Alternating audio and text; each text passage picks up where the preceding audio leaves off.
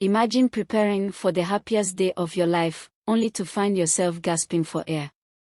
That's exactly what happened to Clara. Her wedding day turned into a nightmare she never saw coming. But what her jealous best friends didn't know was that karma was already waiting for them. Before we begin this shocking story, make sure to like this video, subscribe to the channel, and comment below, what would you do if this happened to you? Clara had waited for this day her entire life. As she stood before the mirror in her white gown, adjusting the sparkling veil on her head, she smiled. Everything was perfect, or so she thought.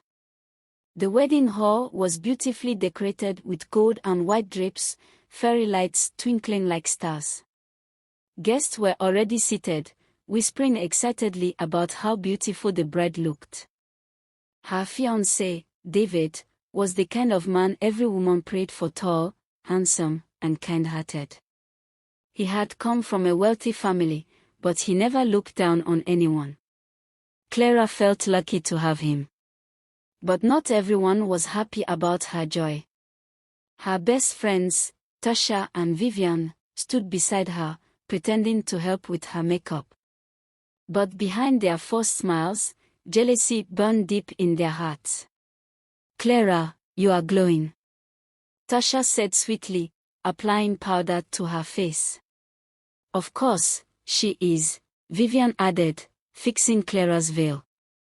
"She's marrying the richest man in town. Some people just have all the luck." Clara laughed, not realizing the bitterness hidden in their voices. If only she knew what they were planning. For years, Tasha and Vivian had been Clara's closest friends. They laughed together, cried together, and shared secrets. But deep down, both of them harbored something: dark envy. Tasha had secretly loved David for years, but he never noticed her. And Vivian?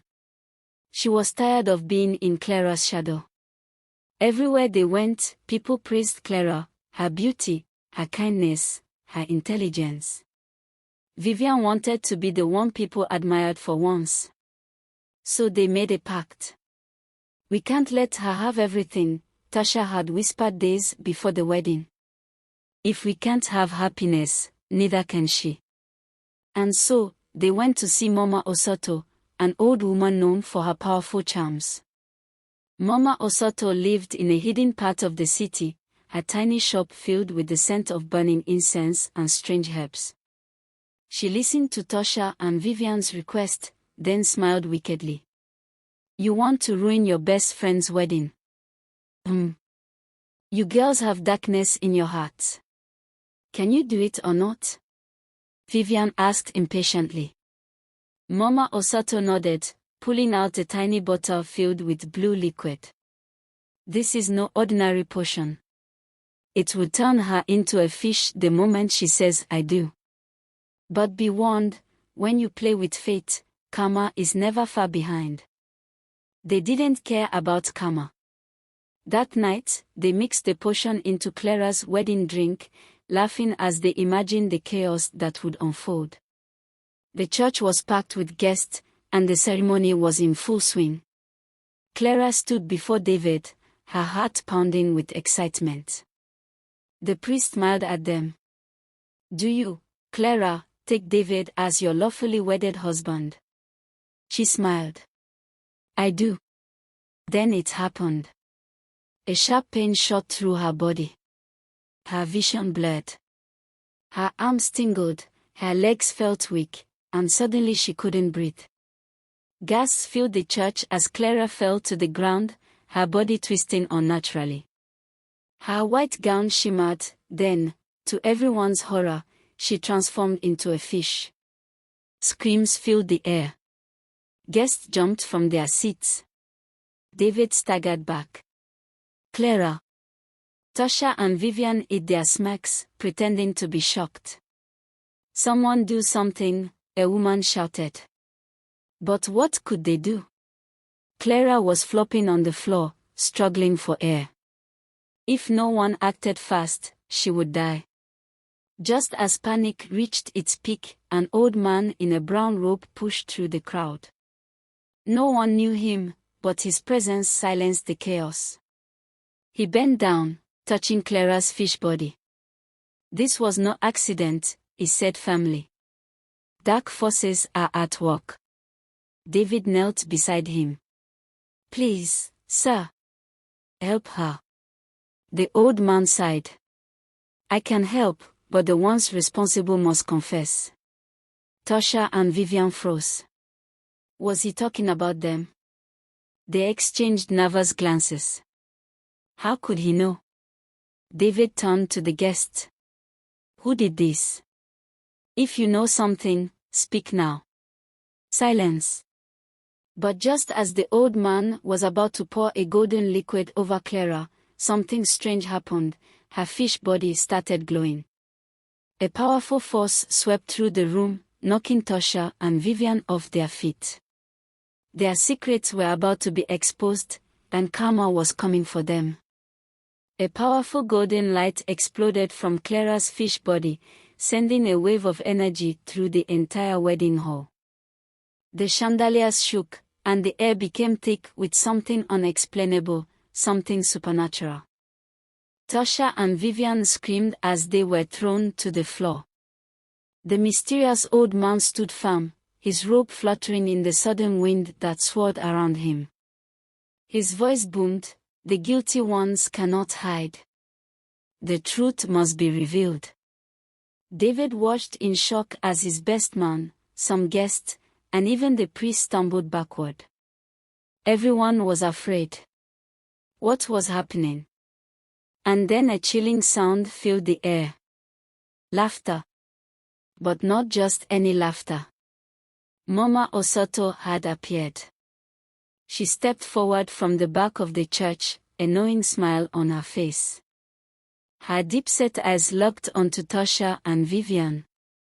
"Did I not warn you?" she whispered, her voice carrying through the silent room. "Karma is never far behind." David spun around, his heart pounding. "What is she talking about?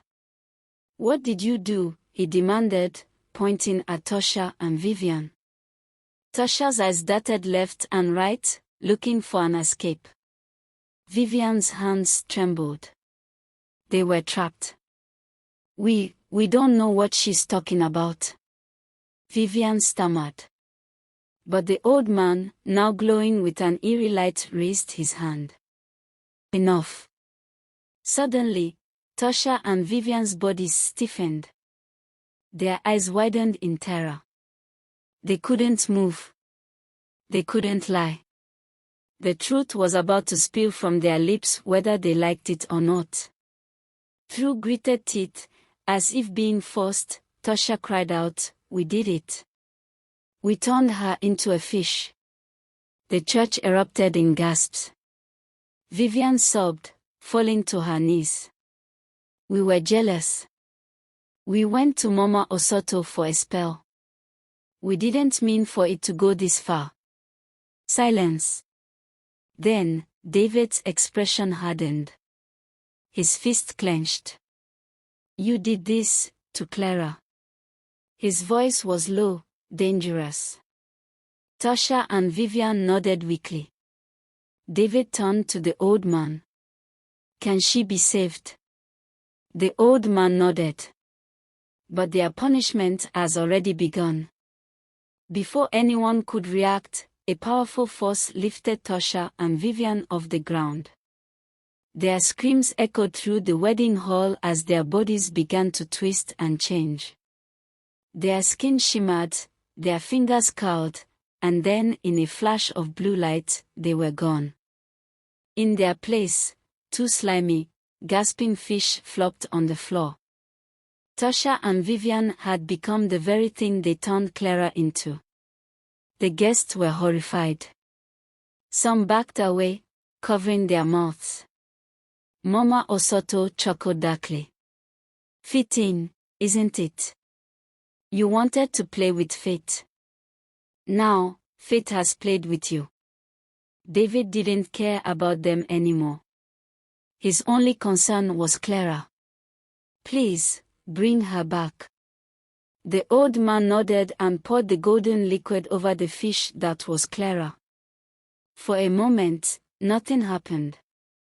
Then, the air shimmered, a bright light flashed, and suddenly, Clara gasped for air.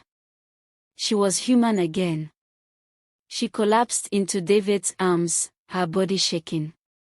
She was back. Tears streamed down Clara's face as she looked around. What happened? David held her tightly. It's over. The guests, still in shock, began clapping and cheering. The horror had passed. Justice had been served. The two fish, Tosha and Vivian, were placed in a small bowl. They would remain that way forever. A warning to anyone who let jealousy consume them. As the wedding continued, Mama Osoto gave Clara one final look. Not everyone who smiles at you is your friend. Clara understood that now. And as she walked down the aisle with David, this time, without any interruptions, she knew one thing for sure. Karma never loses an address. If you love this story, don't forget to like, comment, and subscribe for more shocking stories.